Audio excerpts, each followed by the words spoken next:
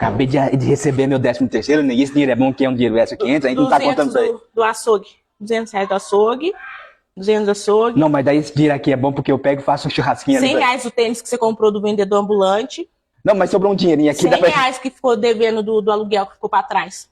Como? Ficou faltando R$100 pra pagar a mulher. Tá, mas é bom que sobrou um dinheirinho aqui agora. 150 da luz. Luz? Da luz. Pagar, né? Senão eles... Então, né? Vai ficar no escuro, pô, né? É porque isso aqui era um dinheirinho que entrou R$100 assim. da água. Não tá contando gastar ele, né? Porque o dinheiro extra aqui. Mas sobrou 300 conto aqui, dá pra eu comprar uma camisa, comprar umas asinhas de frango, uns pescocinhos. R$100 da roupa que eu comprei pra mim, do vestido que eu comprei. Tem que pagar, tá? Mas sobrou 200, sem eu comprar 100 uma da camisa. internet. Ah, mas sobrou R$100, dá pra eu comprar um 100 salgado. da roupa das meninas. Ficou o botijão de gás. Pior que tá atrasado, já tem um mês, né? Tá.